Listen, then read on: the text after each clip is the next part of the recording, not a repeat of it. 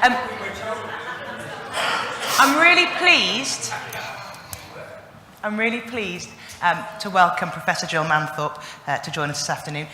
Jill is a phenomenally important figure in the world of academia in this particular field.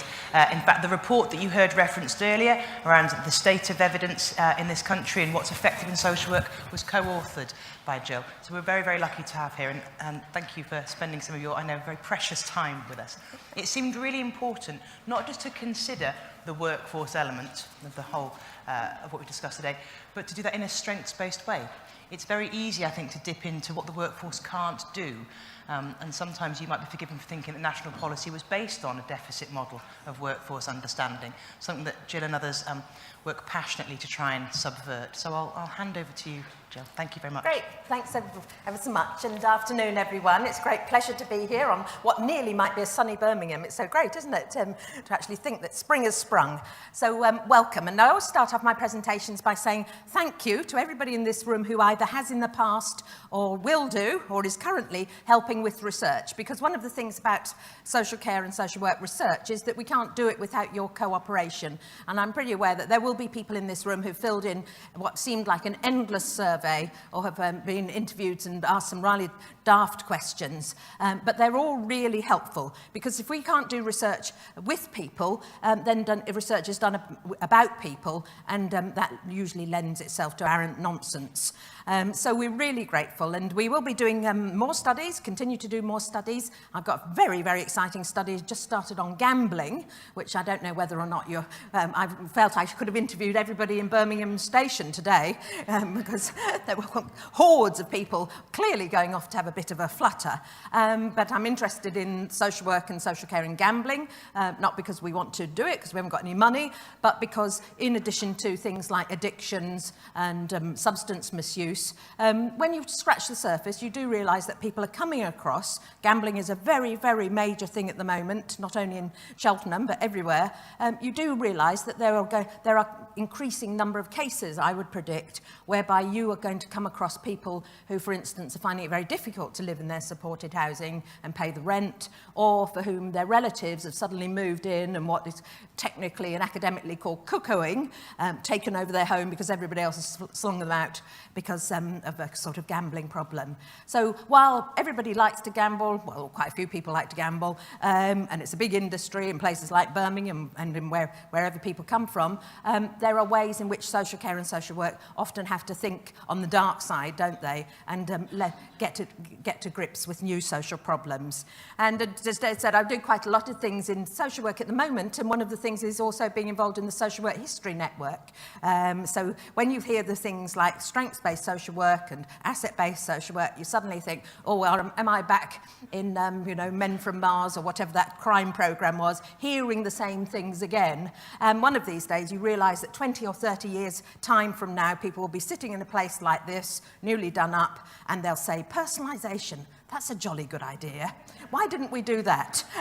So what comes around goes around. So I'm going to be talking about the strengths of the social care workforce, which by and large includes the social work workforce. But of course, they're often seen as the problem, not the solution. And one of the difficulties of strengths-based social work is that it almost inevitably condemns current practice at the moment and says, quite outrageously, that people are just behaving as if they're care managers. But when I go and talk to people and when I see people and I do observations, they aren't behaving just like care managers. They didn't suddenly morph into that.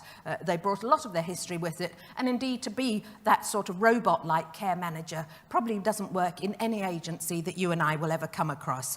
So I'm going to be talking about the social care workforce, which is... So hopefully, whoops, there we are. I've moved on about 20 slides there. Is there. Next one. Is the workforce, problem or solution, isn't it?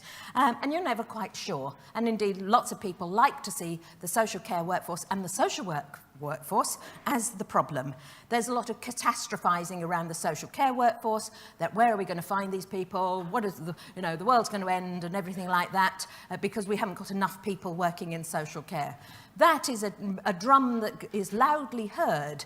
Of course, it does depend where you are and what you do, doesn't it? Because there are large numbers of employers who have very little turnover, and there are a small number of employers that have a lot, and there are a large number of places that have a lot of vacancies, and there are other places which don't have vacancies. So we have to be careful about overgeneralising that it's all going to hell in a handcart and catastrophising what goes on.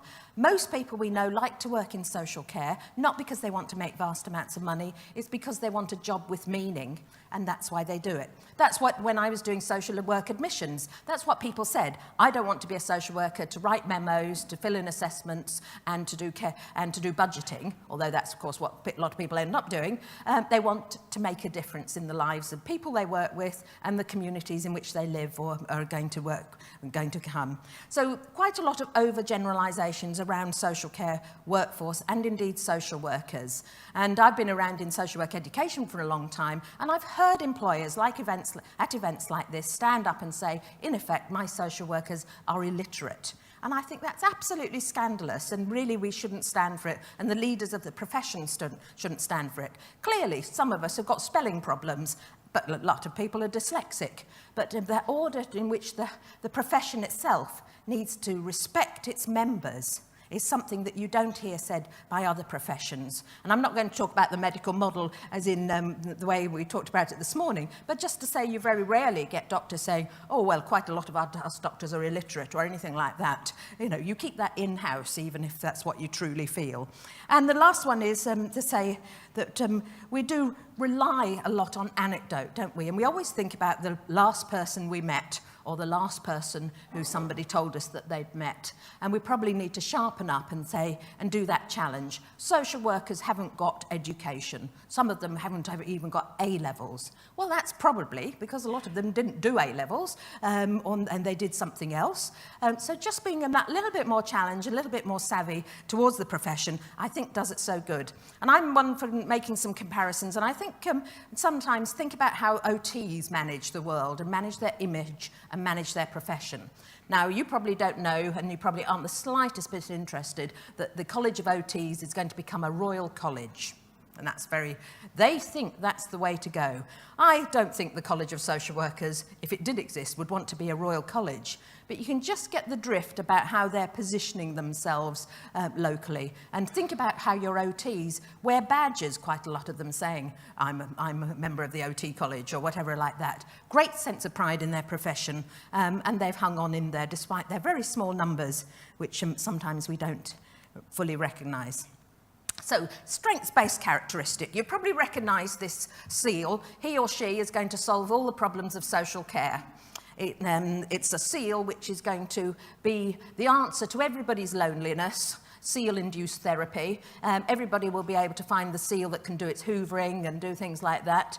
The answer will be AT, assistive technology or information technology, any sort of technology that isn't a person. We know, of course, that most older people pat the person who's brought that round on the head, and then they pat the seal and say, yes, dear, or something like that, because the seal will not give a great deal of strengths-based approach in social work. It is quite tactile, and I'm always, when people say, oh, of course, adults don't like toys, I ask them to go and look at any under 25-year-old's bedroom and count the stuffed toys, and there's usually loads, because, people do, don't they? People like tactile, they like colour, they like engagement, but it isn't going to change your or my incontinence pad when we will need the same. So just remembering that technology, of which an enormous amount of money is being spent by local authorities who are so broke that they cannot afford to pay an extra 15 minutes care for people, in some cases are spending a lot on technology, and particularly social workers need to challenge that and say, what about the effectiveness, and in particular the cost effectiveness? And I suppose we've always talked a lot about effectiveness and haven't really married it and said there is no such thing as effectiveness without it being cost effective.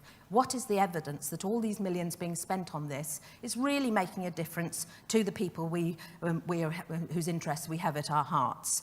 The other bit about social work and social care is we can very quickly answer this question: do you feel you are useful?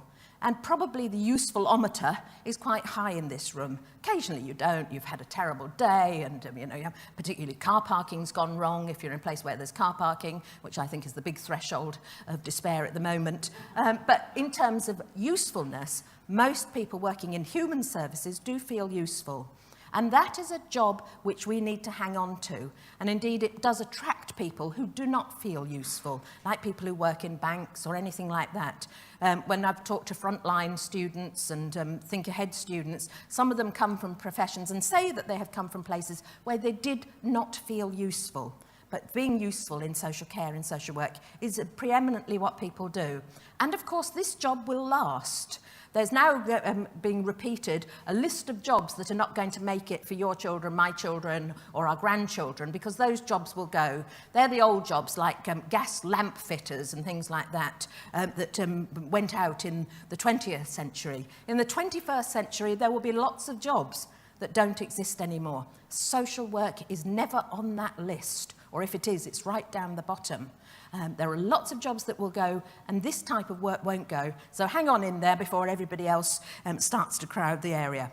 And what we know is that people like to do it because they have a vocation. Some people want to do good, and that's altruism, but not too much good, because otherwise they go into areas where and that's more prominent. Social work knows that it has to do care, coercion and control in some ways. It tries and do it in a nice way, but it does have that responsibility. It does have career opportunities, and one of the things we've been doing is trying to find out what social workers do when they're not doing statutory social work. It's not an entire waste of your money, I think, to fund people to do social work courses who don't go and work on the front line in the local authority. We can draw for an example Sir David Bean, head of the Care Quality Commission, probably still got his social work regulation. He probably doesn't see too many people on assessment and review duties, but I think it's great to have David Bean being head of CQC as opposed to a dentist or something like that. So we need not always to feel that it's a failure if somebody doesn't go and do social work. And you and I probably know loads of people who went off and worked in the NHS or are doing counselling or something like that because that suits them. So instead of being, embittered about it, where are they all gone? We need to say social work is a great training in human service work, and it is not a failure of the profession that not everybody chooses to be on the front line. And it may be because the front line is not really suitable for them. So we talked about skills. I'm allergic to lots of things nowadays. One of them I have to say, and maybe the recording should go off, is the word integration. It does rather bring me out in a rash, really, because, what is integration? It's another one of those shone words. And we know when we talk to people in the NHS, they mean integration between secondary and primary care. They're not interested in social care. That's not their world. But integration is given, isn't it, nowadays? A bit like personalisation as the answer to everybody's prayers. So it's around skills, I think, rather than, and that's because training is another word I'm slightly allergic to. Dogs need training, most of them, but other people need training. But actually, professionals don't want training, they want skills development. They can learn the knowledge for themselves. We can all go to lectures and get a bit of knowledge, and that's quite great. But really what we need to finesse are our skills. And I think that bit about what are social work skills is really important to do. I've just read a report about what district nurses say their skills are. And lo and behold, you feel that they could have got a social work qualification because it's care coordination, communication, empathy, listening, whatever. None of the bit about bandages, which is what I would hope my district nurse would be able to do.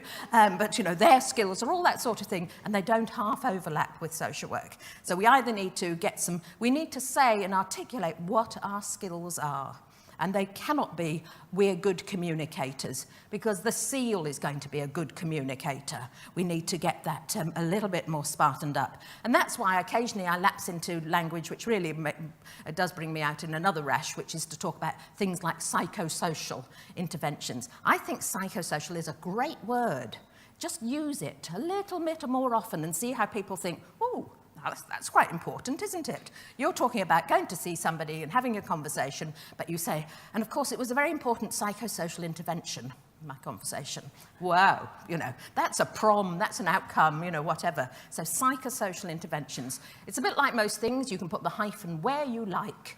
And your machine will not like it. But just think, psychosocial interventions. And if you're really neat, you can do a biopsychosocial intervention, which probably means that you've said, oh, you're looking a bit thin today or something like that. So thinking about skills and upping the strengths. If social work is not able to articulate its strengths, then nobody else on the planet is going to do it for it. So you say, we are great at psychosocial interventions. And everybody goes, oh, yes, we like that. We also got to think about practical appeal, don't we, about what social workers could do. In the past, there were social workers who could sort out welfare benefits. Some of them could do it quite well, or some of them ambled along and did it well enough. Probably that's gone. Those days are gone. I can no longer work out somebody's housing benefit multiplied by their universal credit, divided by this and added to that. I can't do it. But by goodness, I do think we should know the people who can. And that is the bet about social work, isn't it, about it being practical in many ways, where practicality is needed. And there is nothing but nothing that gets us in the door, is it, than somebody saying, oh, she's all right, or he's all right, they got helped me with my appeal against my personal independence payment or something like that. So it's keeping that practicality. And as we know, money talks quite well. So demand, is there a demand for social work? Yes, there is in some ways. And our true friends, my experience here, are medics. Medics know when they see people coming around and around in consultations, and when the medics have only got 3 or 5 minutes, that the social worker is the person who possibly will be able to help. So in a way, we see more support for medics saying, we need a social worker on the stroke ward, or we need them in palliative care, than we are ourselves. And we need to respect and encourage that as well. And then lastly, appreciation. I think we don't have enough appreciation in adult social care. It's probably not in children's social care as well. And clearly, as we go through life, we know that to keep morale up, and we need to know to get new people in, if people say, it's great to work here because the team is brilliant, my supervisor is brilliant, or whatever, or the reception staff are brilliant, or something like that, that goes a long way. And we must avoid that slight feeling of beleaguerment that leads to criticality, in my view. So, what do people find rewarding about working with older people?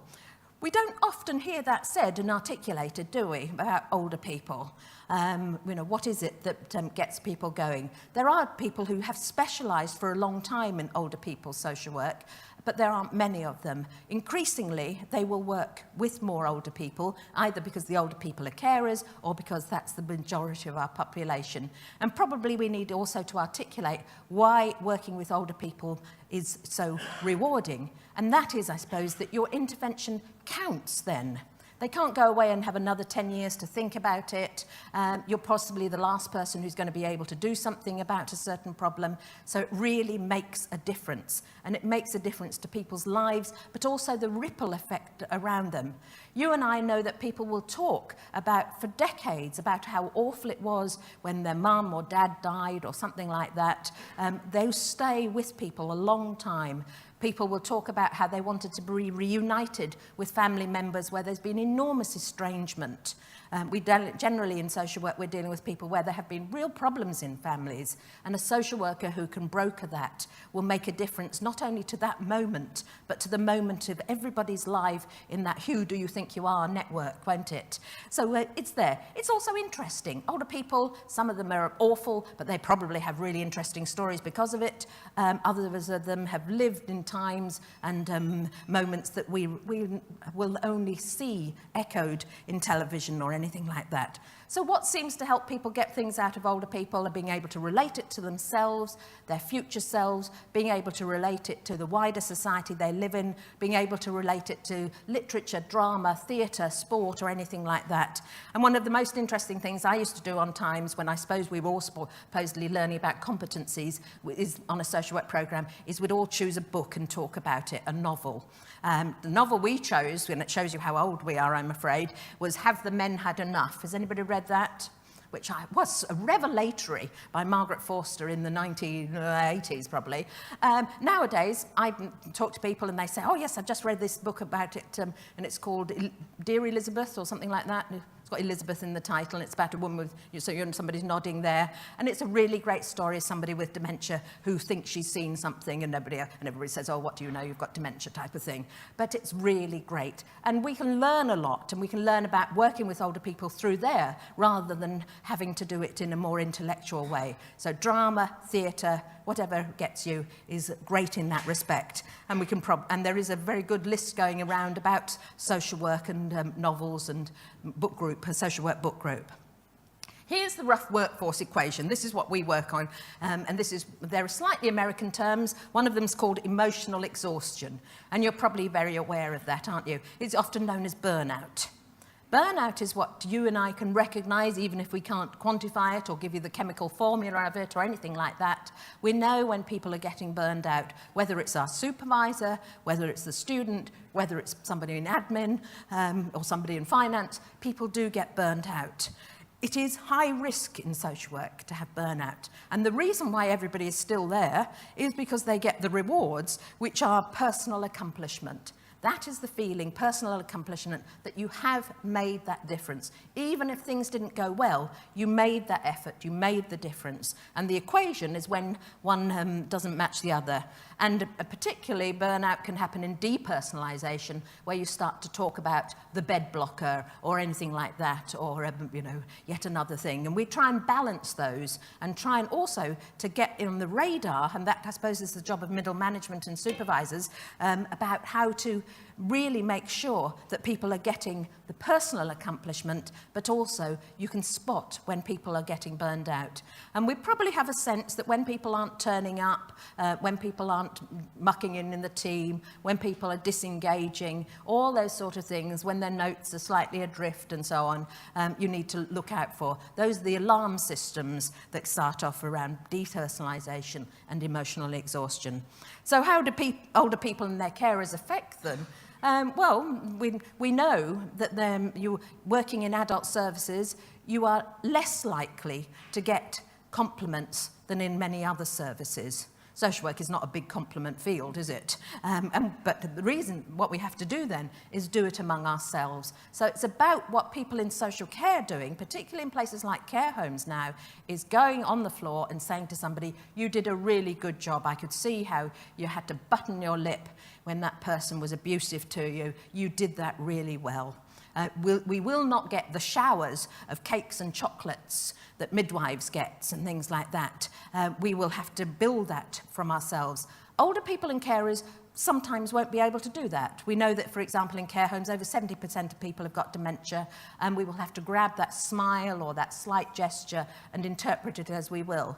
But there are many other older people's groups around, and they too need to help the profession, I think, in ways that we need to recognise. So, for example, I'm working in a county at the moment where there are 1,300 people who belong to the University of the Third Age. They don't see many social workers because they're too busy organising trips and elementary Japanese and things like that. But they are a redoubtable force, let me tell you. But they are very sympathetic because it is their companions, their people they went to school with, members of their family who do begin to get frail and ill and need help. So I think they're very good circles for social workers. They don't, they're not in a campaigning organisation, but just keeping in contact with those community groups is very helpful. And of course, a lot of them are carers who go to something like U3A, in preference maybe to the carer centre, because they don't want to think about caring, or in fact, they go to them both. So that's the workforce equation. So next I'm going to talk about middle managers, the people we love to hate, or hate to love, or whatever it is.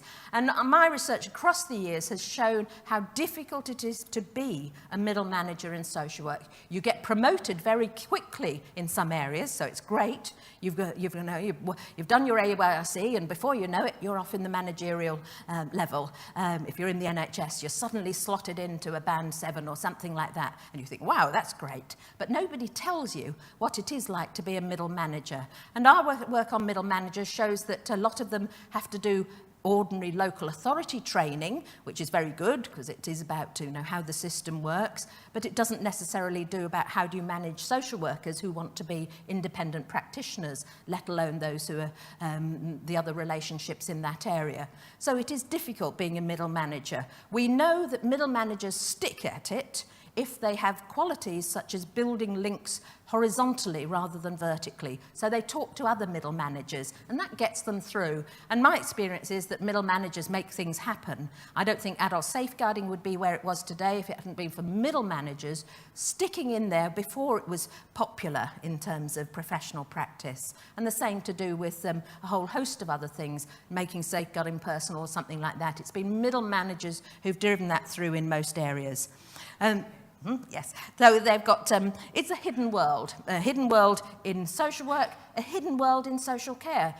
Care home managers do a job that I think defies all expectations. Those two are really important to engage with. To be a middle manager of a care home is a heck of a job. You've got to manage your staff, manage the residents, manage all the NHS stuff, manage the money, and then, of course, the roof goes in or something like that. Or manage the owner, which is not always the easiest of tasks. So lots of autonomy, lots of discretion, and that's why people seem to take kamikaze career moves sometimes and move to management because they want that autonomy, they want to make the difference. Lots of super diversity now among managers, and I suppose social care is the future, isn't it? About being very, very diverse. Our colleagues in teaching will have to learn as they move to academies, how do you work with different types of organisations, big, small, corporates, international and so on, that social care has done for a while. And of course, a lot of people go back to basics and they say, I run things like I run my family. But we in social work know that running things like a family is a good, but maybe not always a perfect model. Because not all families are brilliant. Some of them are very patriarchal, some of them are very oppressive, some of them just aren't very effective or anything like that. But it seems to be the only image that people use. Just going to talk about local authority strengths as an employer. And you probably don't believe that a local authority should be given a responsibility for employing a kitten at the moment. You think, they don't know where they're going, they haven't got any money, and it's all ending in tears. We need to compare that with other employers. Also, a lot of these things get said, but we don't hear them. Local authorities have got a tradition of learning and development. Paying for you to be here today is an indication of that. There are many places where they would do FOFO training, which is do it online in your own time. And local authorities have still got, in many areas, a training and development culture. They still have corporate HR in many places, and you might think that HR are a nuisance and annoying, but my goodness, if you ever work for anywhere that doesn't have any HR, you know what the difference that makes and how difficult that can be for everybody. Local authorities do have quite a good reputation, believe it or not. Read the latest National Audit Office report, who say how brilliantly local authorities have done in austerity when they were hit, chopped off at the knees, really, in relation to their budgets. They do have values, they're sort of solid in many respects, and they have been the lead in equal pay and opportunities, believe it or not. So 3 challenges then. First challenge, what's the impact of your STP, and I apologise for using the word STP, which sounds like a rather nasty disease, but it is the word on people's lips at the moment.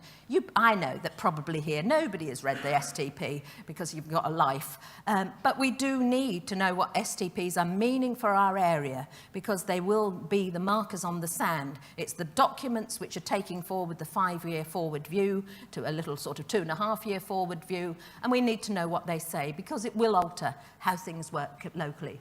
There are lots of reports. What do they say in them in relation to the workforce? That the NHS sees demand for nurses and allied health professionals increasing. Now, do they count social work in that as the allied health professional? I think we could make a case that they do. That's what they need more of, not the ologists. But note there's lots of regional variations and so on. It would like to improve the sickness rates in the NHS, which are probably worse than in local authorities, and the stability of their workforce. So not much change there from where you work. Other employers, though, want to be stronger too.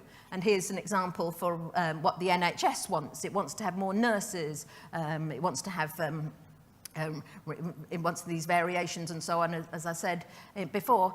But allied health professionals, do we want to be an allied health professional? I suppose will be one of the interesting groups in when we think of this new future world, or we would want to add in and social work.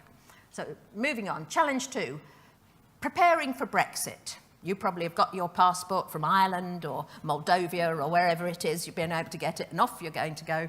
But it's going to make a difference, isn't it? It's going to make a big difference in social care in terms of the options available, not only to people in care homes, but for those huge numbers of people who we know are having live-in carers through EasyJet in 2 weeks off, 2 weeks on, that sort of response. We know that a lot of personal assistants have been and are still migrants, and it's going to make a difference when somebody with their direct payment comes to you and says, I can no longer find somebody who will look after mum or myself or my husband or so on in that respect. We've got to look at what's going to happen locally. It will vary hugely wherever you are, but it will impact upon the sector. And some care homes will not be able to manage, I think, without that 60% workforce that they've been used to, regulated and non-regulated. Here's Mystic Meg. Probably people here are far too young to remember Mystic Meg. Mystic Meg is one of those social workers, believe it or not, who found another profession, probably a little bit more remunerative than social work, but probably use many of the same skills to cast the future. I don't know whether things like micro-employers are sustainable. Micro-employer is a posh word for somebody who's either employing their own care staff or is setting up some sort of small co-op or something like that with 2 or 3 people, or maybe as an independent social worker. We don't know whether this model is sustainable. And indeed, there's been a lot of talk at the moment around people who are self-employed about the difficulties of working in that world. But we need to remember that. So,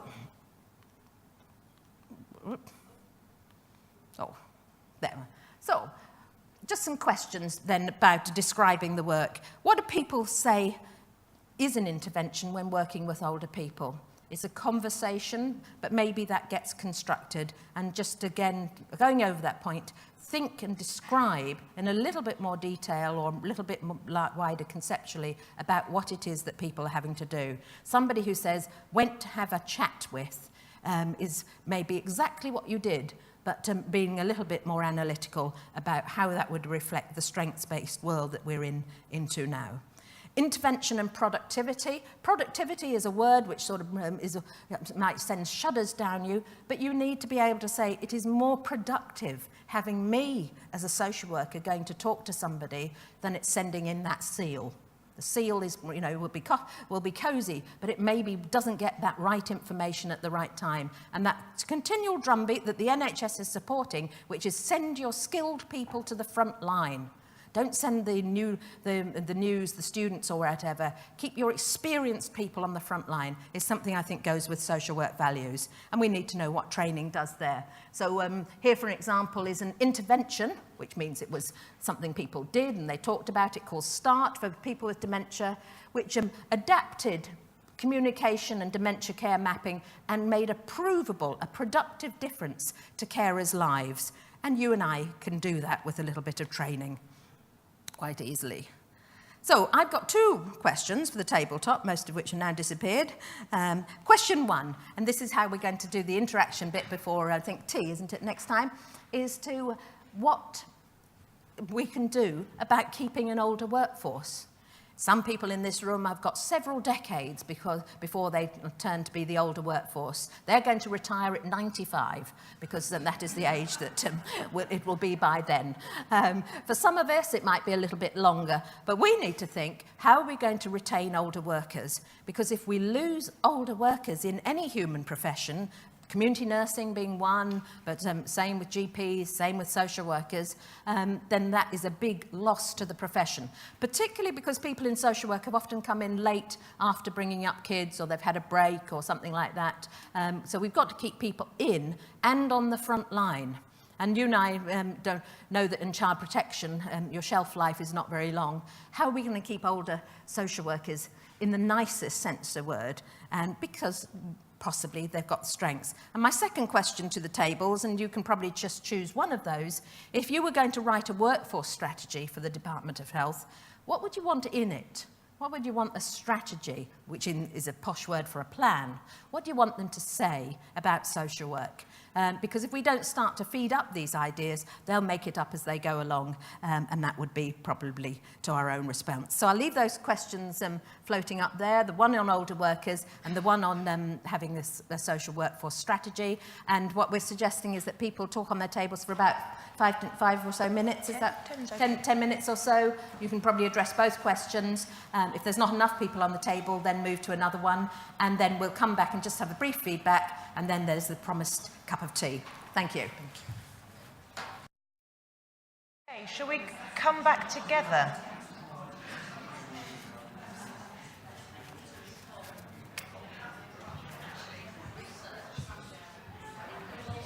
Jill, would it make sense for you to field this?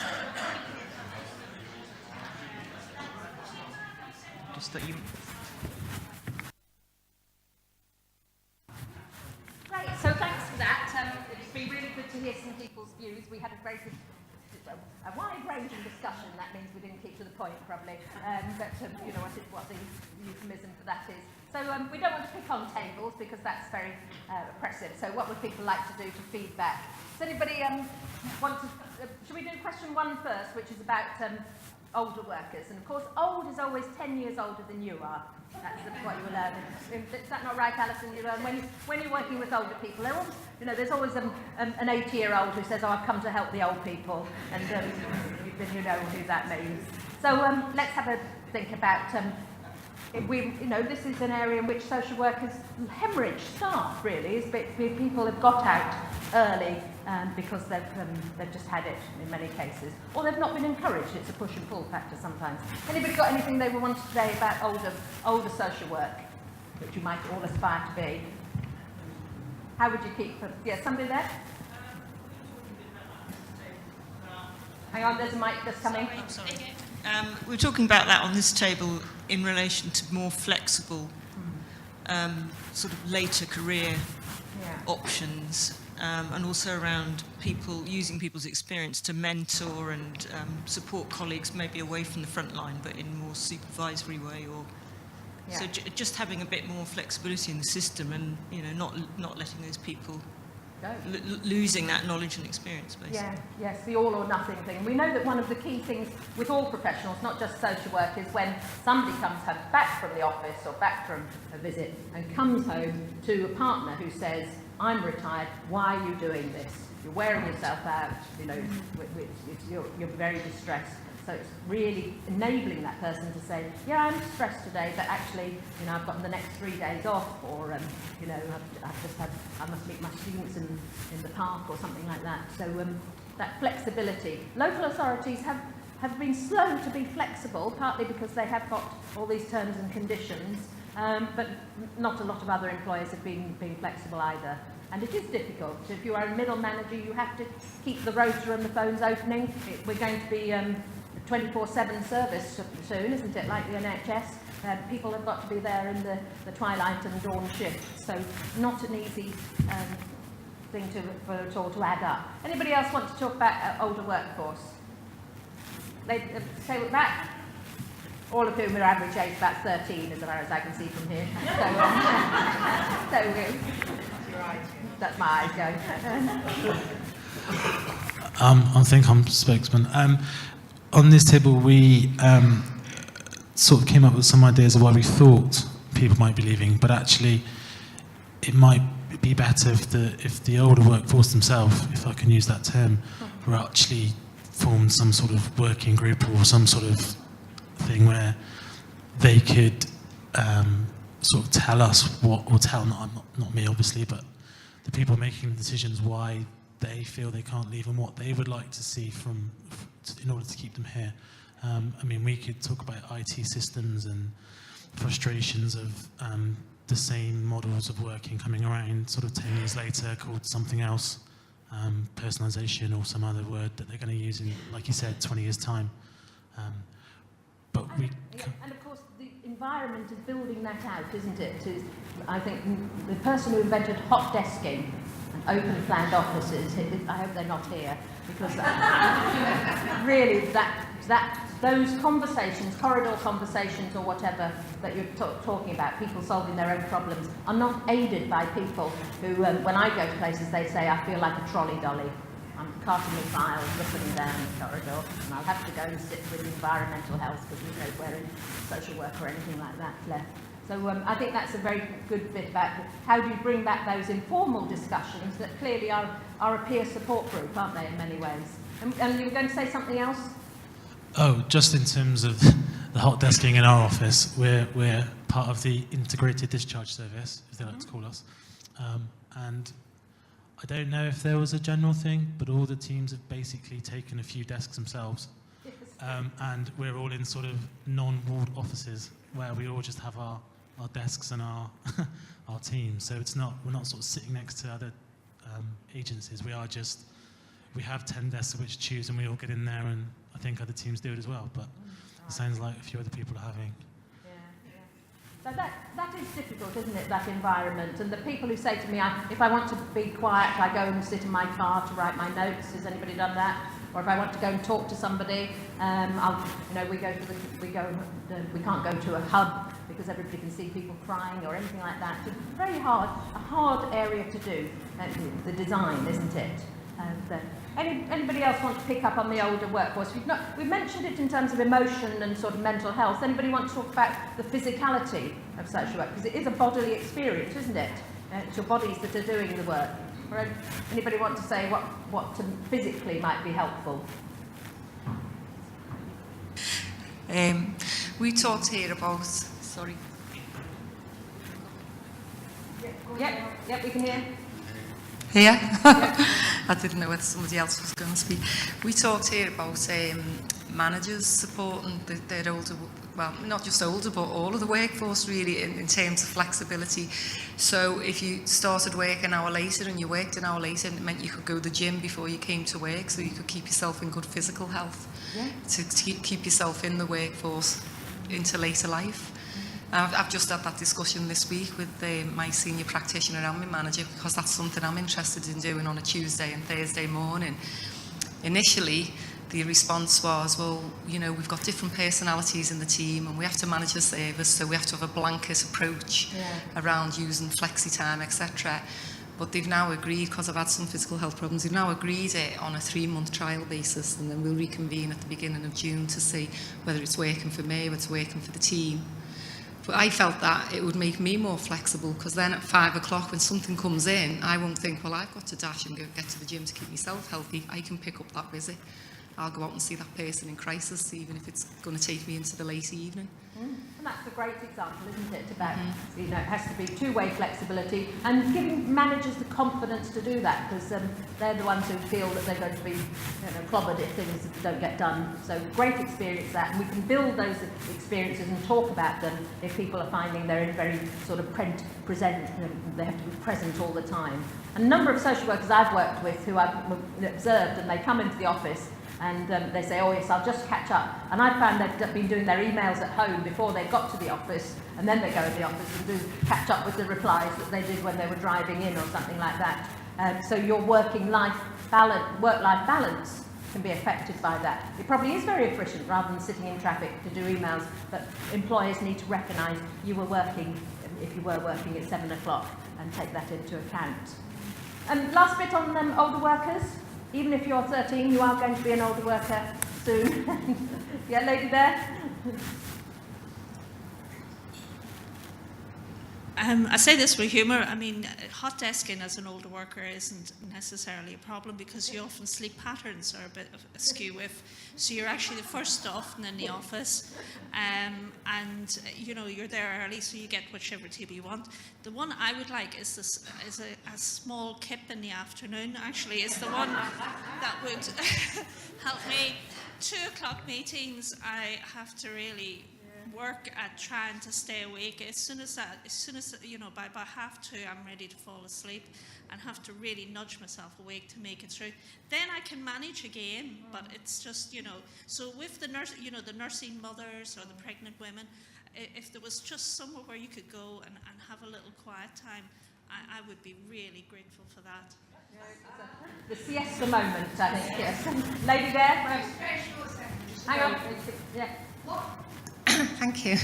What you do have to remember with the older workers, as retired as we are, we're also supporting our children who are now working with helping out with childcare. So probably a few days a week, your retired people are enabling that workforce to carry on. Yes, yes. So I'm helping social work in a different way. I'm looking after my grandson, so my social work daughter can get on with it. Very, very good. Reward and recognition. Yes. Yeah. And I think particularly we've talked about strengths, haven't we? And we've talked about strengths of families and how that operates within the workforce, not just about users, clients, customers, or whatever people are called nowadays. Just move on to supposing you were telling the Department of Health how to write its workforce strategy. Anybody want to chip in what they might say on that? Good luck, I think, is probably the Just to remind colleagues, we are still streaming. Yes. So lady at the back then is just going to say, is the mic there for the lady? Hang on.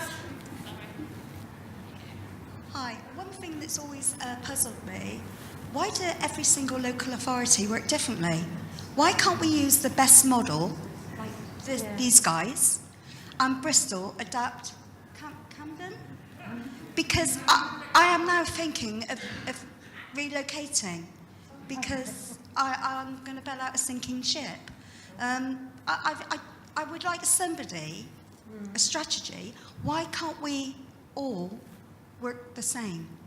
Okay, right. So lady there. That's a really good point, and we picked up on that as well over on this table, and we said, I think we've written the strategy actually, but we said particularly around, similar to that, but consistent grading along the career pathway, because you go to different authorities and some have got senior social workers, some have got advanced practitioners, some have got consultants, and it gets a bit confusing as to who's doing what and where they are on that career pathway, because they actually mean different things in different places. We thought that needed to include all social workers across the third sector, you know, in hospitals and other health settings, as well as in the local authorities. We felt there was lots of things around employers being required to protect the function. They need to put requirements in place to protect the function and role of social work, to ensure that there is that increase in productivity and that outcomes are met. So, for example, thinking about caseloads should be a certain number, and that is a requirement, because then if you want strengths-based practice to be undertaken, you need the time to do that. So that would then link into recruitment and retention, less burnout, people feeling valued and actually getting the most out of doing their day-to-day job. Is there anything else you wanted to comment on? Oh, that's a fantastic strategy, isn't it? Yeah, I mean, I think that is that's a political question, the one about central versus local. And you know, you go through your life where it's much more central and then more local, and we're swinging, I suppose, to more local now. I think we'll be seeing what's happening in Manchester and in the other areas where they've taken devolution, let alone in the other countries, but more devolution. And devolution will mean more difference. And I suppose the big problem with thinking about whether or not we have had a national service, which has been thought about in terms of fair access to care and so on, is whether or not you don't meet local needs in the same way as people would want to. And also you give up the local democracy. And you and I probably think local democracy could be a lot stronger in local authorities, but it is still there. And there are many parts of the social care system where it is very different. So I think that's a big question. You'll have to go back to university, model it out in a PhD, what would the world look like, and then decide that the government will take a slice down the Pennines and we'll have a country that runs a national care service and one that keeps local authority, and in 100 years' time we'll come back and we'll say what worked. So that's a good PhD student. But I think it's a very interesting point, isn't it, about that central, local discretion, autonomy, all those divides that, you know, we did loads of times when we went to a boring social administration lecture. Those are the bedrock of all those discussions we had. Where is the power located and how it swings between the two. So I'll shut up now because tea must be steaming or at least boiling ahead. Thank you ever so much, everybody, for all your contributions. They've been really great. And again, thanks ever so much for any research that you've taken part in. It is of enormous assistance to us all. Thank you, Jill. You're wonderful.